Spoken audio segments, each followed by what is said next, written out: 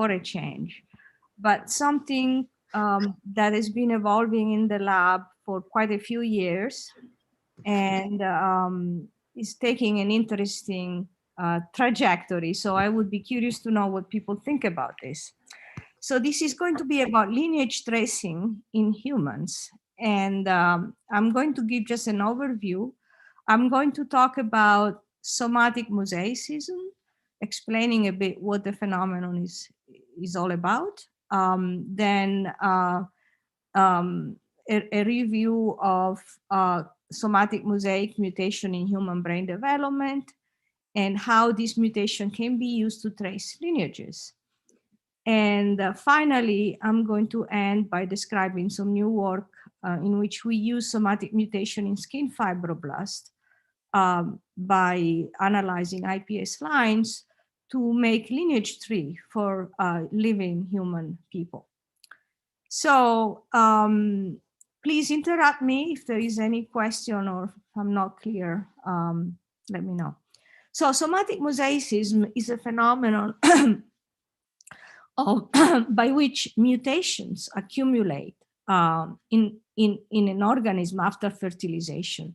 And you can see here, as symbolized in blue, cells can accumulate mutation pretty much starting from the first division of the embryo. And here you see it for humans, but happens in virtually all organisms. And of course, depending on when they occur, they might involve a large number or progressively fewer numbers of cells in the body. So can you see my cursor, by the way? Yes, we can.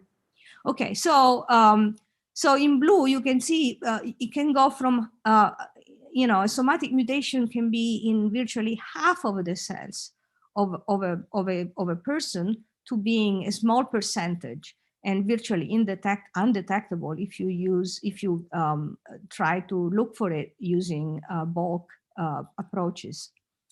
So the causes of somatic mosaicism can be very different, and it could be due to normal phenomena. There are 37 trillion cells, right? And there are approximately 10,000 trillions has been calculated of cell division in somebody's lifetime. So at each division, nucleotides, 6 billion nucleotides have to be copied, and inevitably there are errors. Now, the large majority of these errors is repaired by the many mechanisms existing in each cell, but inevitably some are escape repair, and so these are naturally occurring mutations that happen as a result of basically DNA copying during cell division. Then there is transcription. DNA can, the two strands can separate to allow the transcription of mRNA. Anytime the two strands separate, there is the opportunity for errors in, during the transcription itself, or even due to phenomena occurring in the cells. And again, this could be or could not be repaired. Then there are damages due to ubiquitous elements like UV lights, oxygen, alcohol, chemotherapeutic agents. And in terms of what type of mutation can occur, it's basically all of the mutation that we know exist can occur somatically as well. So for example, we can have single nucleotide polymorphisms or mutation, as you can see here on the left. You could have copy number variations in which you have either deletion or duplication of large segments of DNA. You may have, up on the right, retrotransposition of L1 element, which are ancient viral sequences present in the human genome. There is about 30–40% of the human genome is actually composed of these virus-like sequences that are endowed with the ability to be transcribed into RNA and then retranscribed back into DNA and potentially can reinsert back into the original DNA in a new location, giving rise to copy number variation or other alterations in DNA. And finally, we have non-homologous end joining. Anytime the DNA strands get broken for any reasons, then during the repair mechanism, there could be insertion of indel, which are small deletions or duplication in the DNA. So how do we understand this phenomenon? Well, for one thing, it could explain the variable penetrance of germline mutation, because you can imagine if somebody is born with a mutation inherited from their parents, you could have additional somatic mutations, making that mutation worse, for example, adding, say, another mutation in an analogous gene, or making it better, making that mutation less penetrant by introducing a compensatory change in the DNA. So it could be adaptive or maladaptive, and therefore of great importance in understanding germline mutations as well, because we all know that this germline mutation could have very different penetrance in different people.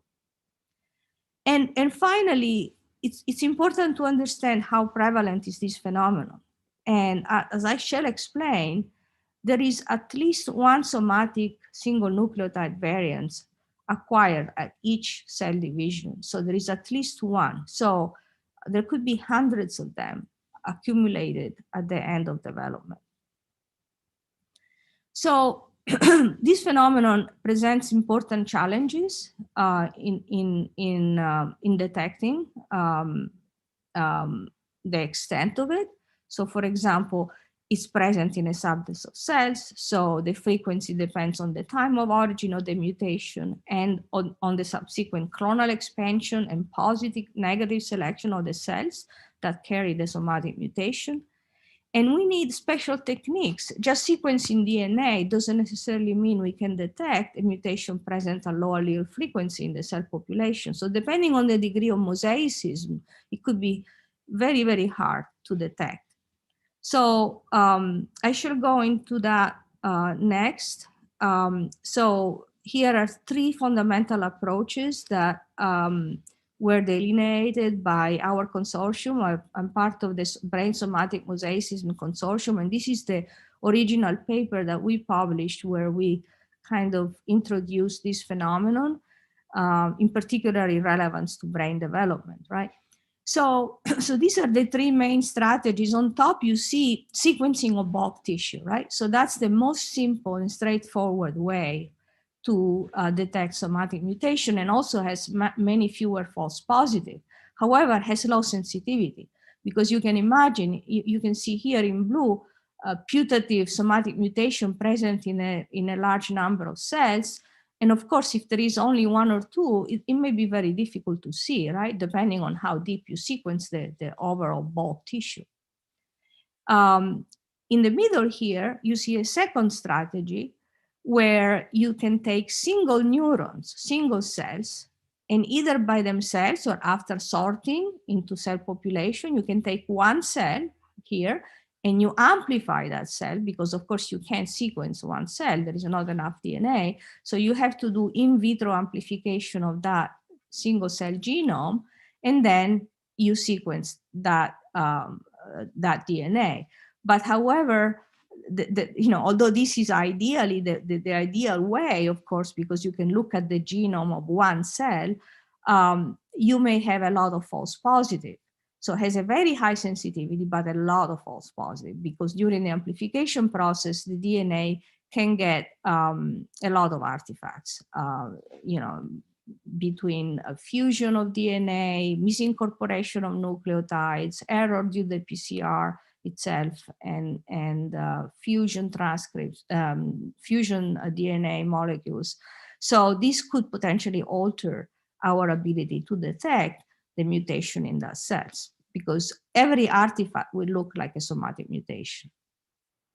And finally, the third strategy, which is what we've used the most, is clonal expansion. When you take one cell, you amplify that cell into a clone, and then you bulk sequence that clone. That way, you can avoid the amplification of DNA, and you can still look at that single cell, because all the mutations present in that cell, the somatic mutation, are inherited by the clone. And so this has fewer false positive and high sensitivity. However, not every cell can be cloned, right? Not every single cell can be amplified in a clone. And here we go to the question of validation.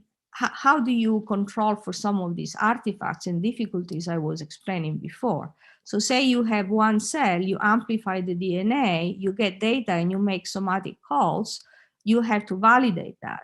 You can do a technical validation in the amplified DNA that will correct for sequencing error, but then importantly, you have to do a biological validation in the original tissue sample from which that cells arose, because that's the only way to make sure that you're not looking at artifact of amplification, but you're really looking at what was present in the original tissue.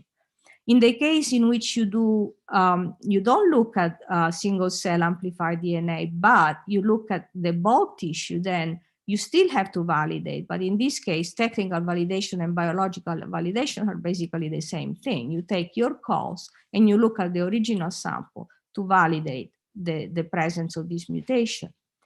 And of course, the efficiency of this validation depends on the frequency of those mutations in the tissue. And there are many different methods for doing that, from capture-seq to amplicon-seq and to digital PCR, each with different type of sensitivities of detection. So in our original study that was published now several years ago in 2018, we asked the question of when somatic mutation arise during brain development and what are the potential mechanisms. So we use this clonal approach that I was talking to you before in the following way. We took fetal human brains specimen and we isolated progenitor cells from the VZ-SVZ or the basal ganglia ventricular layer. We isolated single cells, and from each cells, we derived one clone. So you can see here, symbolized by the color, if one cell had a mutation, the whole clone, of course, inherited that mutation. So we took these clones, we sequenced them, and we compared the sequence of each clone to the other clones, and we discovered somatic mutations that way. So these are variants that are present in one clone, but absent in the original tissue because they're so low frequency that you can't detect. So I will explain that. You compare either clones to each other or each clone to the original tissue to discover the mutations. So these variants then get validated in the clones by resequencing and then finally in the original tissue. And this is a strategy that has been very productive, has about 80% discovery sensitivity because, as you can imagine, when each clone is analyzed, the mutation present in the original cells are present in all of the cells of that clone. So it's very easy to see them. And at the same time, it's a very low false positive rate because we're not amplifying DNA. So I'm going through just a few issues here in terms of somatic mutation discovery. So of course, when you have a low frequency variant, say this is the tissue, you have your clone, every cell in the clone inherit that variant, and you compare the clone to the tissue, you can easily discover that variant because it will be not detectable in the tissue, but detectable in the clone. And so you call that as a somatic mutation. However, when you have high frequency mutation in the tissue, for example, here is a mutation present in 30, 40% of the cells. It's a very early mutation, very prevalent. And then you compare the two, it could be that that mutation is actually not detected because it's present in both and is actually mistaken as a germline variant. So in order to avoid this, we adopted this additional strategy, which is in addition to comparing the clone to the tissue, you compare clone to each other. And by doing that, you discover somatic mutation that may be present, say, in two of them, but absent in the other. And these are going to be either rare or common mutation. And in fact, when you compare the strategies, all these strategies to each other, more or less you discover all, in this case, virtually 6,000 single nucleotide variants according to each strategy, clone to, say, spleen, clone to tissue, or clone to clone. But in the clone to clone strategy here in green, you can discover mutations that are more prevalent in the original tissue, avoiding this potential underestimation of frequent mutations. So using both these strategies at the time, we quantified single nucleotide variant present in this in 3 fetal human brain specimen. And we looked at parietal cortex, frontal cortex, and basal ganglia. And here are the numbers. You see the counts of SMV are from 200 to 400 to 500 per cell. And they seem to increase during development because the 3 specimens were of different age. However, there seems to be no difference in number between different brain regions. And also there seems to be no significant difference in the type of substitutions between the various regions that we analyzed. So from this data, we could actually reconstruct the frequency and the rate of mutagenesis. So we estimated that there is about 5 nucleotide, single nucleotide variant per cell per day introduced during development. And that means about 8.6 new SMV per division per cell. So it's a quite large number. And then, as I said before, after the discovery, we attempted to validate this in the original tissue. And in addition to looking at the original tissue, that means the progenitor layers, we also validated them in cortex and in basal ganglia, because of course, if these mutations were present in progenitor, potentially they were inherited by the neurons as well. And so what we did, we used this technique. It's called capture-seq. Basically what you do, you make a library of oligos, and these oligos are in the region where you have a candidate mutation. They overlap that region. So you capture the original DNA, and say you have 2 sites, one with a mutation and one with not. So then you capture your DNA with the mutation and you sequence. And by doing that, you of course avoid whole genome sequencing. You sequence only the amplicons in those sites. In this case, we're about 6,000 sites with the mutation. So it's a much more efficient way of detecting mutation because you're sequencing much fewer fragments of DNA than the whole genome.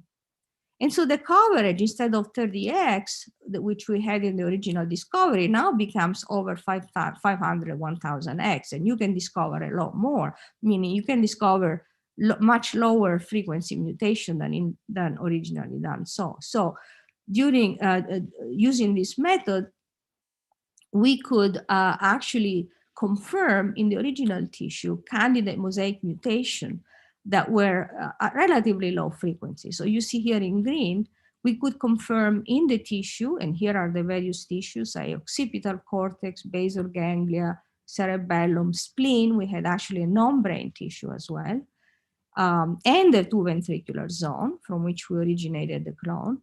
So we confirmed, you see here in green, this is the allele frequency, and these are the counts on the y-axis. We confirmed SMVs in each of these tissues, but between a certain frequency, between 0.2 to 20% frequency in the tissue. The ones that were below that mean less than 1%, so very rare in the tissue, we couldn't confirm. And you see them here in blue. However, using digital PCR, which I'm not going to show here, we could actually determine that these were actually still present. So you can potentially look at even very rare somatic mutation using special techniques, but of course you can't possibly look at all of them because these are very expensive and time-consuming ways of looking at mutation. But nevertheless, you can see here, many of them were confirmed, and potentially all of them, or most all of them, are true. So the next surprise was that when we looked at the confirmed mutation, which I told you there were those between 0.2 and 20% in the tissue, and here is a Venn diagram of all the mutation, the confirmed mutation, we could see that many of them were detected in all of these tissue. That means they were shared between them. So they were shared not only between cerebellum, occipital cortex, and say basal ganglia, but also with the spleen.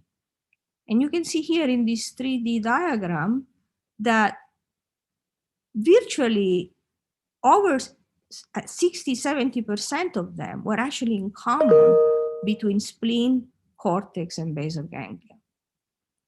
So it looks like the majority of these relatively high frequency mutations were present not only in brain regions in common between them, but also in common with a non-brain region. So now, if you think about that, right? If you have a mutation that's present in the brain and also in the spleen, that mutation must be arising very early in development. And so the earliest common precursors of mesodermal tissue like spleen and brain is the epiblast, which is the very early human embryo before gastrulation. And so we're talking about day 16 of development here. So first conclusion of this study was that 90% of SMV with allele frequency above 2% were shared with the spleen. So they were generated early, very early in development. So the next question was, well, then given the fact, given the data about sharing of mutation and frequency of mutation, can we use this mutation to construct a lineage tree? And the basis of that is the following, is that you can actually, you see here a hypothetical lineage tree, right? And you see that there are now 5 divisions here, but potentially many others. So there are co-occurrence of mutations. So you see this red mutation here and this blue and this green, right? They are generated as successive cell division and they are inherited by the descendants. So by looking at their co-occurrence in the final tissue, you can deduce mother-daughter relationship, because a cell that has all 3 of these mutations will be coming from that original cell with the red mutation. So that's one thing. Co-occurrence of mutation suggests mother-daughter relationship in a lineage tree. Second point is that the frequency in the mature tissue here points to the generational timing of that cell. So for example, a mutation present at 25% allele frequency was generated at the second division. A mutation present at 66% frequency was generated between the second and the third division. And if mutation present at 0.03 frequency was generated at the 12 cell division, that means before gastrulation, right before gastrulation. So these are the 2 principles by which you can use somatic mutation to actually make a lineage tree. So using that information, we looked at the mutation in this fetal human brain, and we looked at the frequency, and you can see here in red, the more frequent mutation are in more red, and the blue are the less frequent, according to that legend up there. And so the more frequent SMV were actually in common with the spleen, as expected. Also, the more frequent SMV here on the left are the ones that are most frequently shared between clones, which makes sense because they're the earliest. And finally, by putting together all this information, we reconstructed a lineage tree for each of the 3 fetal human specimens that we had in our data set. And we were able to assign 1 mutation to 1 cell during the hypothetical development of that individual specimen. And by making this tree, this ancestry tree, we were able to determine the mutation rate, which is in that case was 1.3 new SMV per division per cell. And so, you know, that's also important to know, because as I said before, there is at least 1 single nucleotide variant per generation. Now, when the mutation occurred that early, of course, you can imagine they can be inherited, right? Because the germline is not yet generated. So any of these somatic mutations can go to the germline, can be inherited by the germline, and then that will be fixated in the germline of that individual and will be inherited by the future generation. And so that's one way in which somatic mutation can actually contribute to the evolution of the genomes of individuals. The other thing we were able to look at, it was the spectrum of mutation. The spectra of mutation are the particular type of mutation in their context. So for example, here you see C2T or C2A mutation. We could actually look at their spectrum according to whether they were early, meaning during the first few cell division or later. And we could see that the earlier mutation had a significantly larger fraction of C2T, which are transitions that occur spontaneously in the DNA due to the deamination of 5-methylcytosine. And then the later mutation instead had a larger contribution of G2T transversion, which are implicating oxidative damage in the genesis of the mutation. And we hypothesize that these later mutations perhaps are related to the oxygenation of the embryo, which happens later on.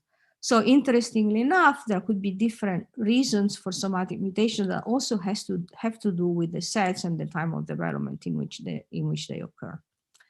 So to summarize this part, there are about 200 to 400 somatic SNV per cells in fetal cortical development.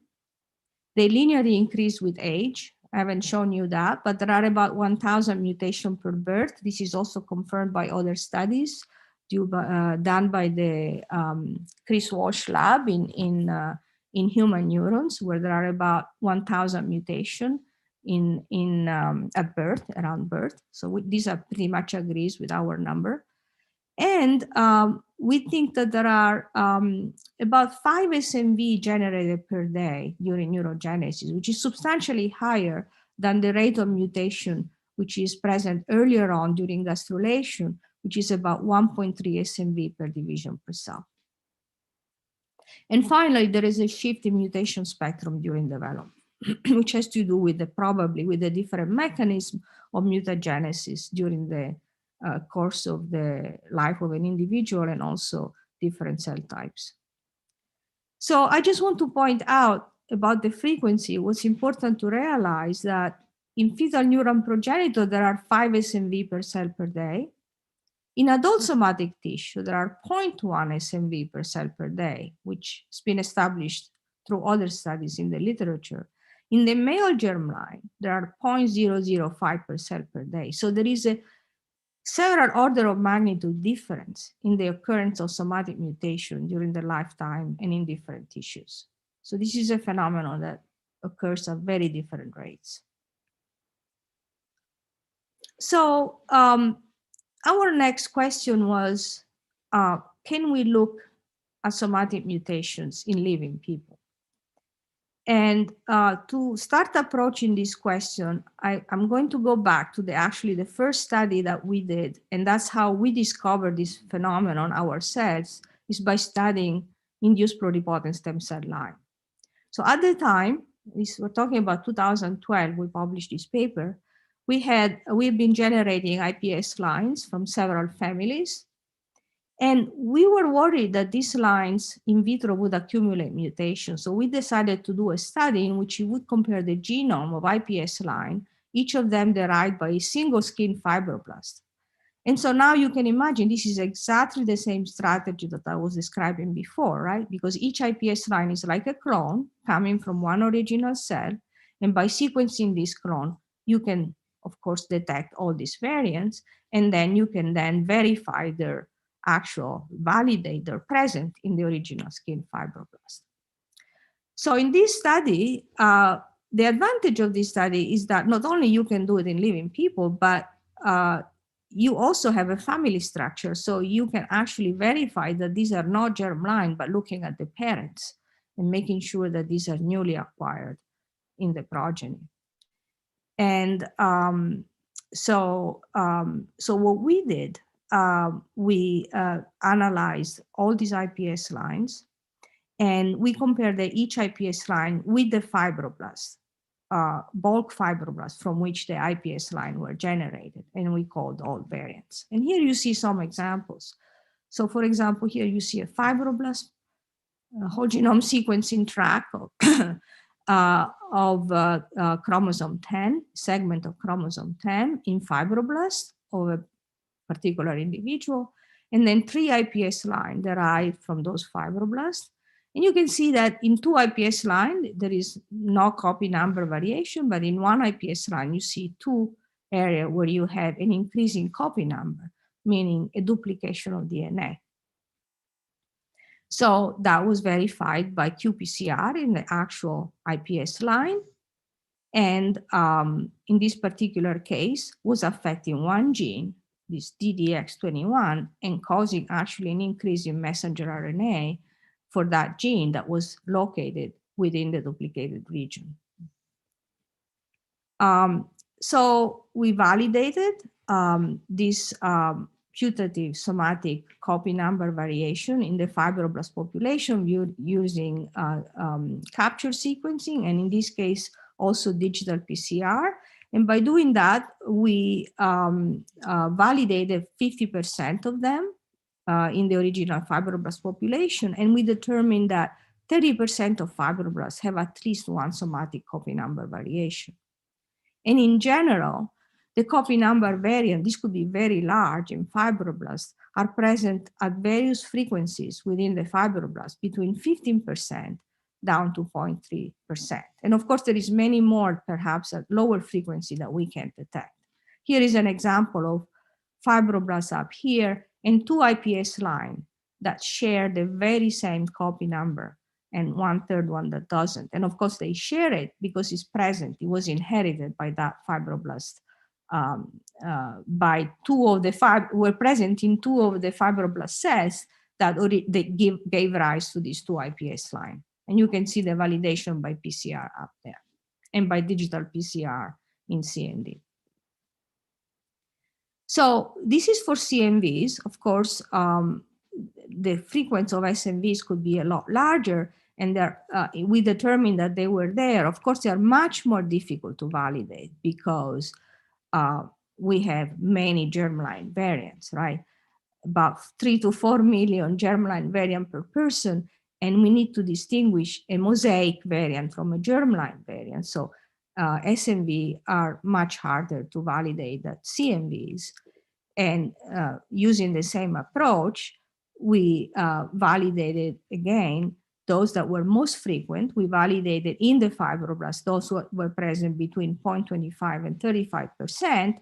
Those are here in green, whereas those in blue could not be validated, but could be actually seen by digital PCR using very sensitive techniques. And there is still a small number of germline that get mislabeled as mosaic. And by validation, you can exclude them because you can actually determine that they're present at 50% frequency. That means present in every cell. So you can exclude them from the final data set. So yeah, so these are the inconclusive. Those that are actually the great majority present at low tissue frequency that could still be seen by more sensitive technique, but cannot be routinely looked at using more streamlined methods, including capture sequencing approaches. So in summary, for iPSCs, induced pluripotent stem cells, we saw that there are approximately 30% of skin fibroblasts carry at least 2 large somatic copy number variants at various allele frequencies, and that there are about 1,000 single nucleotide variants in each fibroblast cell, of which 25% could be confirmed by resequencing approach, and other ones are probably there but cannot be seen except by using very sensitive approach, including digital PCR. However, keep in mind that because these are IPS lines, we cannot totally exclude that some of these very rare ones that we cannot see by conventional sequencing approach are present to reprogramming due to reprogramming event or other artifacts that are happening during the reprogramming process of an IPS line. So that still cannot be excluded. And then there is an interesting clonality in the fibroblast. I haven't talked about that, but basically fibroblasts expand locally in the dermis. And so if you happen to catch two fibroblasts that are part of the same clone, of course, the mutation frequency increased due to clonality. So that's something to be aware of. Okay, so then we thought perhaps we can use somatic mutation discovered through iPS line to make lineages, right? To discover cell lineages in living people. So could this line be used for retrospective lineage tree reconstruction in living individuals? You can see here, for example, a mutation present in the ectoderm is going to be present in brain as well as neural crest, as well as in skin ectoderm, right? And will be generated at some point between the formation of, between the epiblast and the differentiation of that epiblast into the ectodermal tissue. Whereas that mutation won't be present in bone, mesoderm, blood, or the gut. So, so again, how can we use this information to reconstruct an actual lineage tree in a person? So we did, did not just one biopsy, but 4 biopsies per individual. We piloted this in 2 individuals and derived fibroblasts. These are very small biopsies, by the way, don't require any stitching, so they're very non-invasive. From each of the fibroblasts, we derived an iPS line. As I told you before, comparing the iPS, which are clones, we call mutations. We also sequenced blood, saliva, and urine from the same person, right? And we looked at the mutations that were shared between iPS line and also present in blood, saliva, and urines. And of course, what that tells you is that this mutation is very early because it's present in more than one germ layers. And by using all this information, we were able to reconstruct an early lineage tree. And I'm showing you here one of the 2 lineage tree that we were able to reconstruct. And it's fairly complete, not totally complete. You see that some branches here miss a relevant mutation, but we could see the mutation in the progeny of this branch. So we think this is actually correct. But this is actually a patient with Tourette syndrome. So what you see here is the first cell division of the zygote, and then subsequent divisions. And in the bar graph, you see the frequency in blood, saliva, and urine. Blood is red, saliva is blue, and urine is yellow. And here in the bar graph is the actual frequency that we estimated by looking at the iPS line. The iPS line are here at the very bottom, and you can see in black the actual total number of SNVs that we saw in each iPS line, and in green is the number of indels. So again, by sharing of this SNV and indels, and by frequency of this SNV and indels in blood, saliva, and urine, we could reconstruct this tree. That's the only information that we used. You can see an interesting trend, and that is that the very first division is incredibly asymmetric. So 70 to 90% of cells in blood, saliva, and urine inherit this mutation, A, B, C, D. And so this is the most prevalent portion of the lineage, right? We could see that this branch out of the 2 original cells is dominant across tissue, whereas this one is recessive because it's contributing only to about 30 to 10% of the cells in this in the organisms.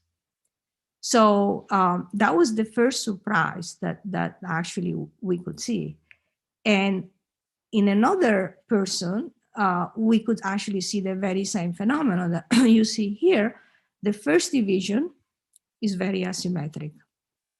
There is a dominant branch which contributes to 70 to 90% of cells. These are again blood, saliva, and urine. And the second branch contributes to a very small minority. We also notice that this recessive branch has more mutation, many more mutation than the dominant branch. So one thing I'd like to touch upon very briefly is how did we determine that our tree was complete?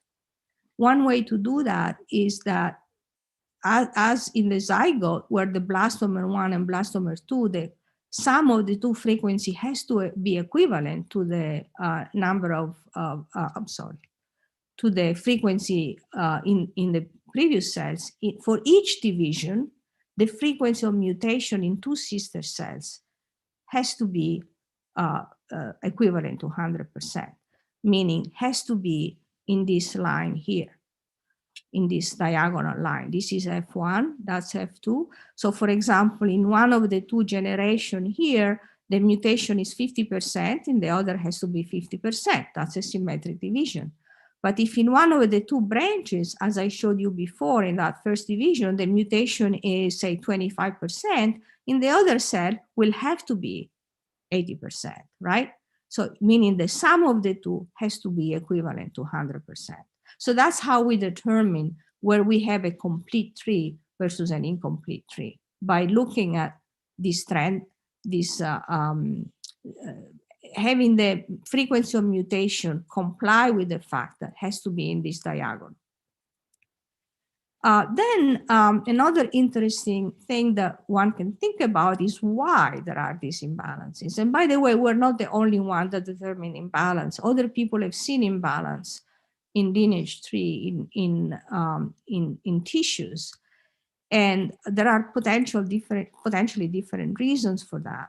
One is that there are slower cell division during development. So there is one cell here and there are two daughters, and perhaps one of the two daughters for some reason divides at a slower rate, therefore generating less progeny than the first daughter, right? And in this case, that were the one that generated 90%, and this would generate 10% of daughters. That's one possibility, although the reason for this slower rate is not clear. Perhaps that cell has to spend more time in DNA repair. And remember, I observed that there are more mutation in the recessive daughter, so that could be one reason. Another reason is that some progenies may not be detectable. They could be, for example, cells that die off. And so by not being there, right, they disappear, and so you don't see them. And by not seeing them, you now think that this is a recessive lineage, just because you lost some of the daughters, right? You don't detect them in the final organism. So it could be that the cells die, or it could be that they go away. For example, they could be eliminated from the embryo. They could not participate to the embryo. And why not? One potential reason was actually proposed many, many years ago by the lab of Magdalena Zernica-Gose, when she suggested that in the first division of the embryo is actually asymmetric. This is a study in mouse. And she and her group hypothesized, using imaging, that the progeny of the first cell division mostly go to the trophoblast and therefore the placenta, whereas only one of the two progeny contributes to the embryo. You can see here in red and here in blue. And so, so that actually could explain why we see that one of the two daughters contributes very little to the final tissues in an individual, is because one gives rise mostly to placental tissue and the other gives rise to the embryo proper. Another interesting, I'm just showing you potential ways we can use this information. Another thing that we detected was one of the lineage tree that we reconstructed was a fetal brain. And we could see that the frequency of lineages across many divisions was actually proportional to anterior-posterior axis in the brain. That means here you see the frequency, and here are the actual mutation that we use to determine the frequencies. And here you see here the frontal, parietal, occipital, and cerebellum, where the mutations were actually validated. So you can see that the anterior-posterior trend in the brain is actually correlated with the frequency of those mutations in these tissues. So there is a non-random relationship between anterior-posterior allocation of lineages and frequency of these mutations, suggesting that perhaps there is a sort of these daughters don't move that much during these very early divisions of the human embryo. So this would be a very surprising phenomenon. So to recapitulate, there is various rates of somatic mutation during the lifespan that we and others have been able to look at. In terms of single nucleotide variants, they're much more frequent, and they go from a very high frequency during early development to a very low frequency during adulthood and aging. However, they keep accumulating. The frequency go from over 1 per day to less than 0.1 per day.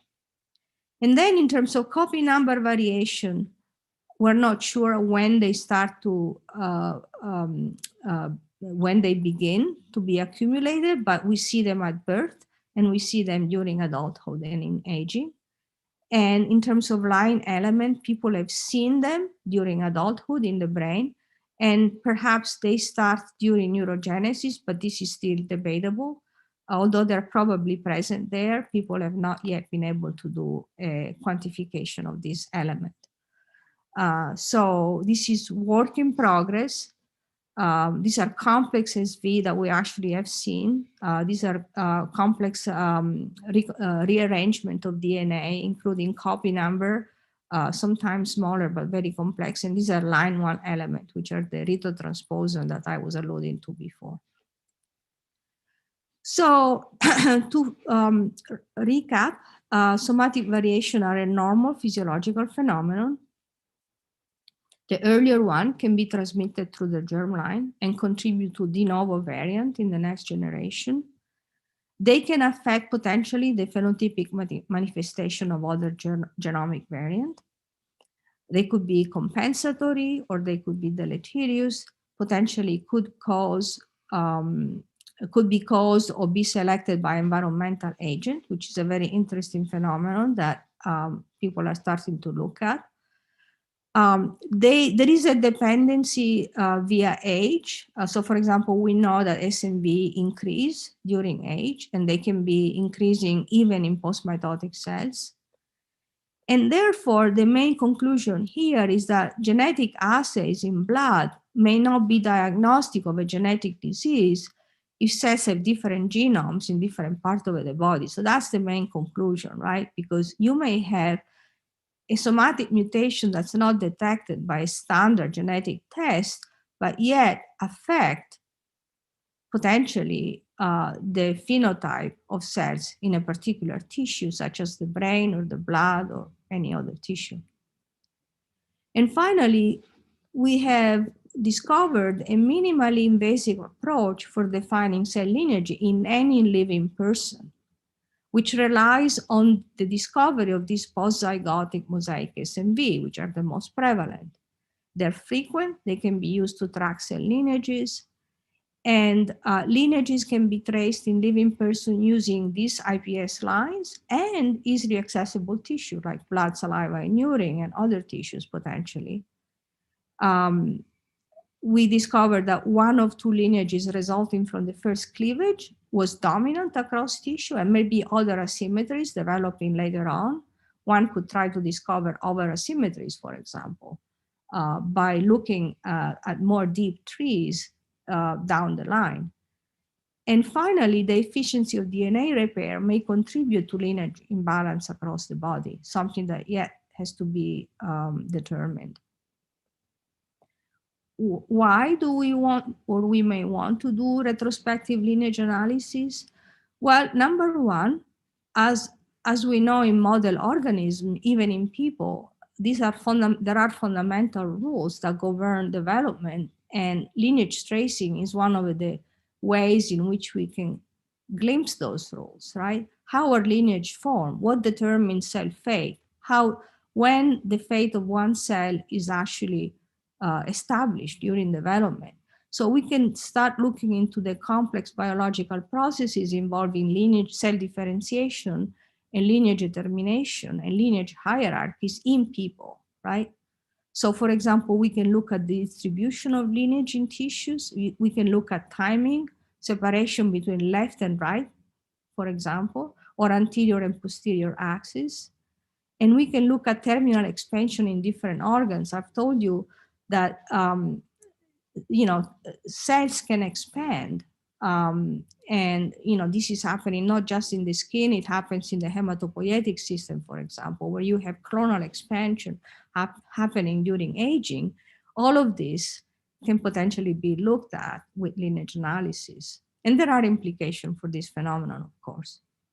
So ideally, one could say, well, in the future, perhaps there could be a shift in clinical practice from considering just the individual germline genome to considering also the somatic genome of an individual, and also looking at linear tracing across all the tissues. And perhaps one can update this lineage map over an individual lifetime. Now, this is obviously very hypothetical, but in theory possible. And finally, I want to acknowledge people in my lab that have greatly contributed to these studies, particularly Liana Fasching, who is the first author of the paper where we looked at the lineages in living people. And also, I want to acknowledge collaborators in the Abyssov lab at the Mayo Clinic that have done all of the genomic side analysis of the somatic mutagenesis story. We have been collaborating with them for over 10 years. And the urban lab, I've not talked about their data today, but they are deeply involved in the analysis of line 1 element across the lifespan. And finally, I want to acknowledge NIMH and the Simons Foundation and the Tourette Syndrome Association for funding, and the Brain Somatic Mosaicism Network for support over the last few years in somatic mutagenesis analysis. And with that, I'm done, and I'm here to answer any questions. Thank you very much, Flora, for this not just exciting, but remarkably clear talk, really. It was really a pleasure to listen. So I remind everyone that if you want to ask questions, you can raise your hand and then I will allow you to unmute. I maybe start with a couple of questions. So the very first actually maybe is a very naive one. So you've shown this different rate of mutation from embryo going through development. So yeah. What is the reason of that? Is just because cells are cycling much faster at the beginning, and they have basically the goal there is to produce cells rather than control the mutational rate? Well, yeah, this is a mystery that we are not totally. I don't think we know the answer to this. So number one, SMVs are the one that are most understood, right? And you can see that there is a great variability in SMV over the lifespan. Now, because SMV are largely generated during cell proliferation, you're right, that's the number one hypothesis, that this difference is due to the fact that there is much more proliferation going on during embryogenesis and fetal development than there is during adulthood, right? Yet there is cell proliferation in the germline. And so why in the germline you have 2 or 3 order of magnitude, the male germline I'm talking about, it's not shown here, but the male germline had 2 order of magnitude less SMVs, generated than in embryogenesis, right? So perhaps you can also say that in the male germline, there are special protective mechanisms that are in place to repair somatic mutations. So that's one hypothesis that people are talking about, but yet we're not sure. We're not sure why there is this great variation. Another possibility is that somatic mutations, they're random. So they are a target of selection, and perhaps there is an adaptive process that favors and tolerates the occurrence of somatic SNVs during embryogenesis, and perhaps it contributes to the diversity of cells, say in the central nervous system, for example. And so there are all kinds of questions that we're still not sure about. But certainly cell proliferation is a major contributor to this large number of SNV during development. There are also a large number generated postnatally in the skin, in exposed tissue due to, say, sun exposure to ultraviolet radiation, for example, and in other exposed tissues. Chemicals may affect them, but yet they're much more efficiently repaired than those generated during embryonic life. In terms of other type of mutation, we know so little about them that it's hard to tell. So for example, we still don't know how many CMVs are generated embryonically versus postnatally. Paradoxically, people have shown that they actually decrease with age, potentially due to the fact that cells with large CMV die off, and therefore they disappear. So some of this is still under investigation. We don't know the reasons for this variation during the lifespan. So partially connected to that, I mean, you allude to the fact that those mutations can also contribute to the phenotype.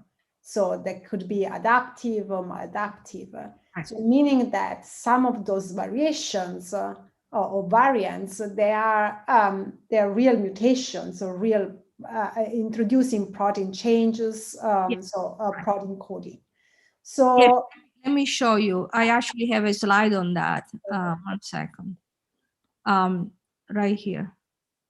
So yeah, so there is no enrichment in the exome for somatic SNVs. They appear to occur, at least from these initial studies, more or less randomly through the genome. So the percent of mutation happening in proteins is actually 2%, which is the same percent of the coding genome, right? So, and some of them could be deleterious. So I haven't talked about this, but we're actually finishing up a study of about 200 or more brains, post-mortem brain from the somatic consortium across several sites.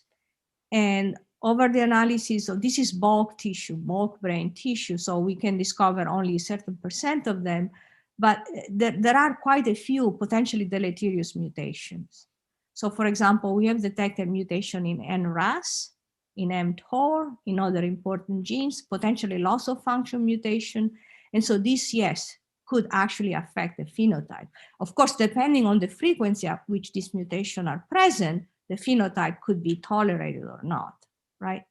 But the frequency, is about the same, potentially functional is about 2%. But so would that be any space to use this as a tool also to, for instance, identify variants or mutations that could be adaptive in a way? Absolutely, right? Absolutely. So I would say more, also maladaptive. The problem with maladaptive is probably this, that you don't have the power yet, because if you don't find them, it could be that simply you're losing them. And so you will have to sequence so many individuals to be sure that in fact that mutation is never present. While adaptive, it's kind of more, maybe is easier to reach that. Yeah, that's a double-edged sword, because by adaptive you mean those that increase the number of cells that have those mutations, right? Yeah. Well, that could be also maladaptive. So yes, sure, of course. Right. So actually, to say something in that regard, one of the first paper that was talking about mutations from Chris Walsh lab was describing a case of hemimegalencephaly. You might remember that paper.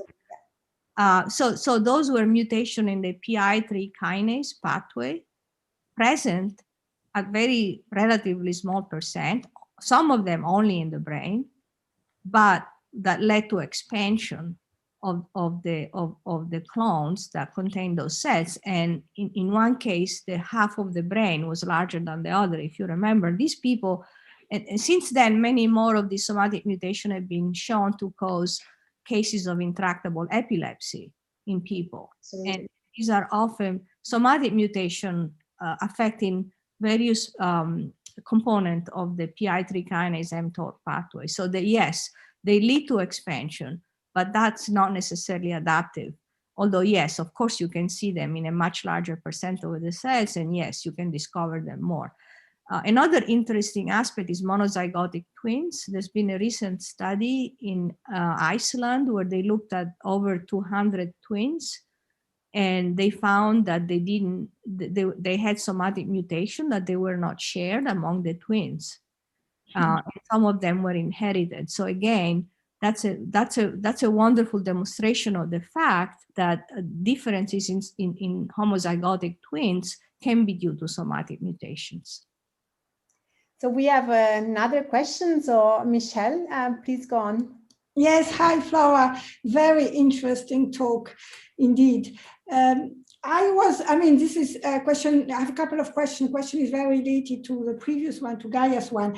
As you know, there are several monogenetic neurodevelopmental diseases that are originated from de novo mutation, monogenic de novo mutation. Yeah. So I wonder whether, and they have a lot of variability. So the obvious question is, there's so many of those. Are these diseases actually due to somatic mutation? Yes, the answer is yes. It's a profound yes. And this has been published already in autism spectrum disorder. Many of the de novo mutation are actually somatic mutation in the parents. Germ. This was published by Chris Walsh already a few years ago in a large number. And so what they did, they looked at blood samples, right? And they looked at the blood sample of the parents, and they actually found that some of these de novo in kids were present as somatic variants in the blood of the parents.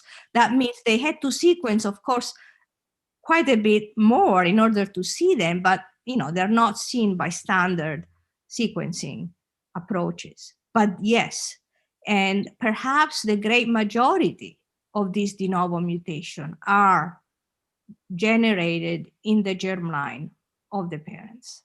Maybe just to remind also to the audience, also to Michelle. So Chris Walsh, he gave one of the first talk into this channel, and is still available on YouTube. Okay, great. Yeah, definitely. And then the second one is about, it was very interesting about your AP lineage allocation and kind of severity. And what do you want to say a bit more about that? Is it because there is kind of correlation with development, meaning, a rostral to caudal type of development? This is possible.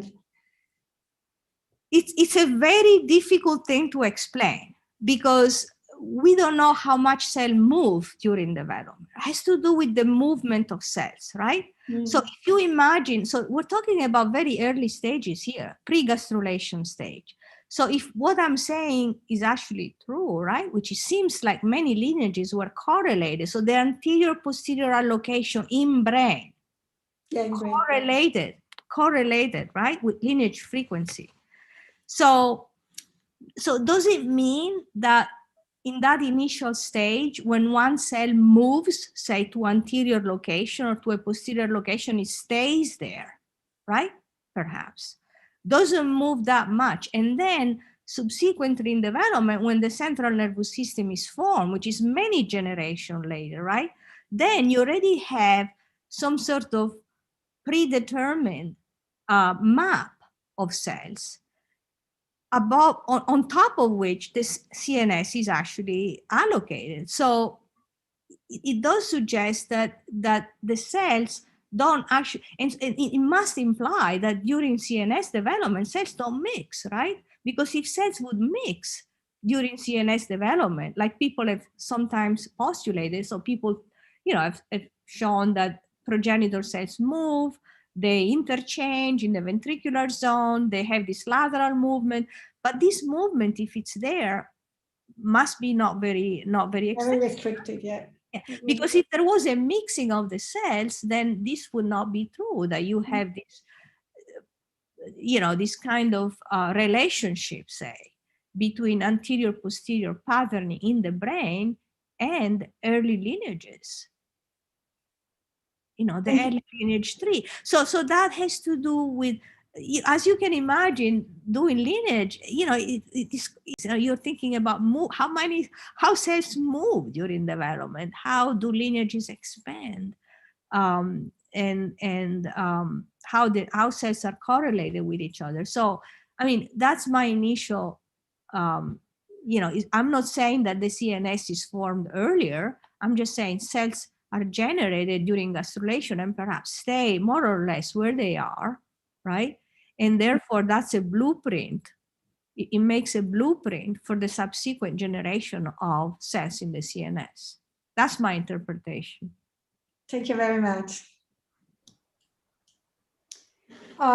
Good. So I know you also have other commitments, and I don't see any other question at the moment.